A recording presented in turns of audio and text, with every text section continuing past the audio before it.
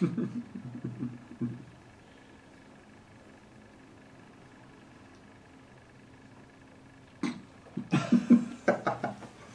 travelling, trop top.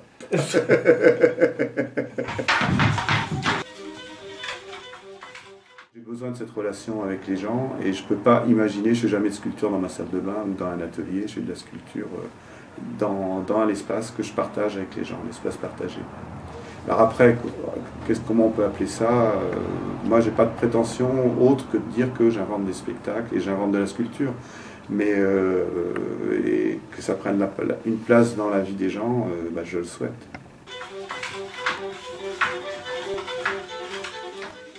Je m'en fais presque une spécialité, ces interventions sur les territoires. C'est-à-dire les territoires, c'est le contraire d'une institution, c'est-à-dire que c'est des espaces ouverts, mal délimités, mal définis, où les problématiques sont aussi diverses et contrastées.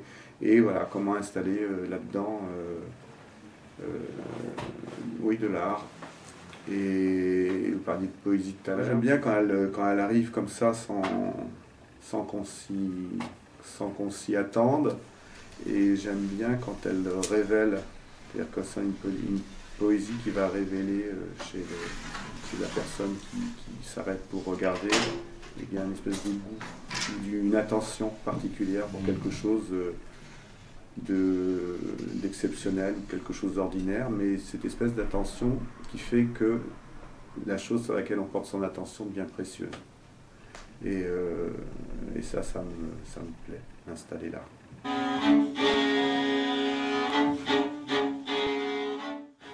Ça a commencé dans une carrière, dans la montagne, dans les monts du Cantal. Et ça a commencé avec une récitante, avec une poétesse limousine, fermière, qui parlait en occitan quand elle évoquait les choses du commun, et en français quand elle évoquait les choses de l'ordre du spirituel, et avec une récitante, Thérèse Canet. Mon premier dossier s'appelait « Réunir sans hiérarchie ». La poésie, la musique, la sculpture, et mettre le tout dans une carrière des monts du Cantal. Donc voilà, je suis toujours là. Donc on a fait des choses, ça a mis des années, et on y a fait des choses complètement étonnantes. Et j'ai appris, là, ça c'est une chose que j'ai appris depuis, c'est que dans des lieux où on n'attend pas forcément de l'art, eh bien on peut s'autoriser terriblement, et on peut s'autoriser à l'expérience, l'audace, la surprise. Et on entend rarement dans ce milieu-là, c'est pas pour mon public. Parce que le public, de toute façon, on se fabrique ensemble avec les gens qui nous accueillent et qui nous confient l'espace. Et puis j'ai appris aussi que c'était super agréable et très efficace de bosser avec les politiques quand on s'adresse au territoire. Parce qu'ils connaissent beaucoup de choses, et quand on est à leur écoute, et quand ils se mettent à notre écoute, eh bien, je trouve que c'est quelque chose de très opérant. Alors l'équipe, le quartet, entre public, artistes, politiques et médiateurs culturels, eh bien c'est le gage de réussite pour des projets qui n'ont pas d'autre ambition que d'investir un territoire avec de l'art. L'acte magique, il n'est pas seulement dans l'objet, il est aussi dans le regard, il est aussi à l'intérieur de la tête de celui qui regarde. Et comment on n'est pas les seuls responsables, quoi. Par contre, on est responsable, c'est de la mise en place. Et c'est pour ça que je m'attache beaucoup à ça. C'est-à-dire que je m'attache terriblement à la mise en place, parce que je sais que c'est nécessaire à l'accomplissement de l'œuvre. Et après, l'œuvre, pour moi, c'est éminent, parce qu'on est là pour ça. Mais c'est mon fort intérieur. C'est-à-dire que j'en parle assez rarement, même avec mes partenaires. Ça se construit avec eux, et avec de l'attention, avec de l'exigence, mais je ne sais pas si c'est de la pudeur. Quand je travaille avec un écrivain, quand je travaille avec un danseur, la danse lui appartient, l'écriture lui appartient, on arrive chacun avec notre bagage, et le travail commun, finalement, c'est de trouver la rencontre vraiment profonde entre nos deux matières. Et je parle de mélange. C'est peut-être pas assez le mélange. C'est-à-dire que ça va peut-être un peu au-delà. Peut-être que la magie de l'acte qu'on met en place, on va chercher ça d'un autre intérieur. Mais bon, je ne suis pas mystique du tout, hein, je suis un laïc à fond. Et cette rencontre avec un autre artiste, c'est vrai que la tension, elle est absolue. Étonnamment, quand j'improvise avec un musicien, étonnamment, j'ai toujours le sentiment de ne pas manquer une de ses actions musicales, une de ses notes, si on veut dire.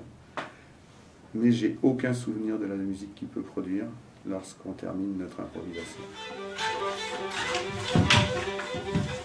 C'est un curieux regard de spectateurs, les gens qui sont là. Ils n'arrivent pas vraiment à basculer spectateur, quoi. Ouais, ça c'est plutôt bien.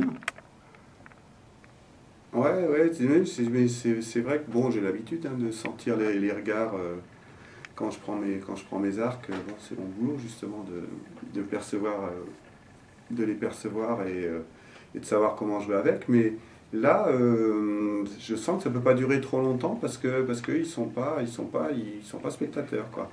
Ils viennent visiter. Bon, déjà il y a ça. Ils viennent visiter une expo. Donc c'est vrai que je suis dans une institution, c'est-à-dire un lieu dédié aux arts plastiques.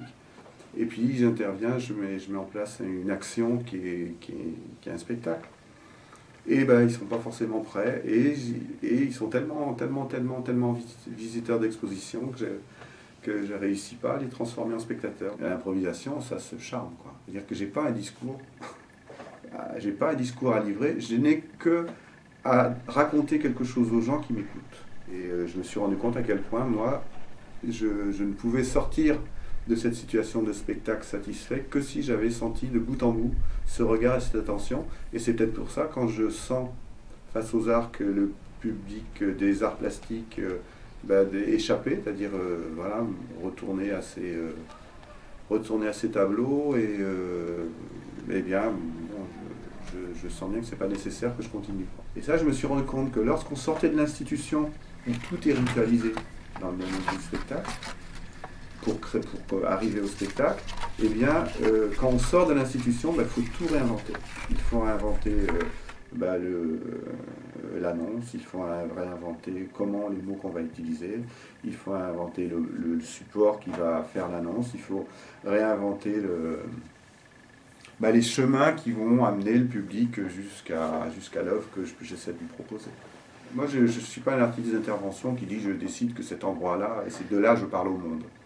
Non, c'est pas moi. On me confie un tonneau et je monte dessus pour faire mon cirque, mais j'ai besoin qu'on me confie ce tonneau. Quand j'ai joué dans un marché du Calvados, entre le marchand de Livaro et puis le marchand de fringues, on m'avait réservé 2 places parce que j'ai des arcs qui sont grands, donc j'ai besoin de plus de place qu'un marchand de Livaro.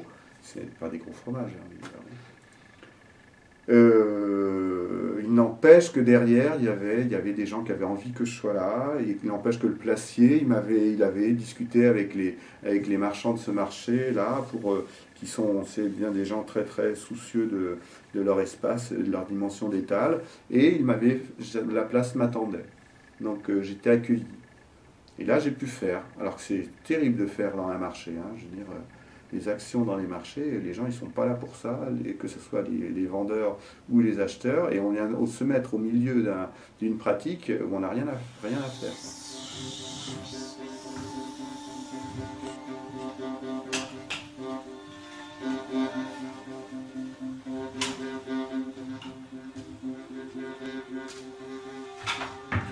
Fait rêver ça, dans ces îles de la Zambe ou de la Petite Zambe, enfin au nord de la Sibérie, ces îles où on a retrouvé des allées comme ça, marquées avec des côtes de baleines. Et ça m'intrigue, il faudrait que j'aille les voir un jour.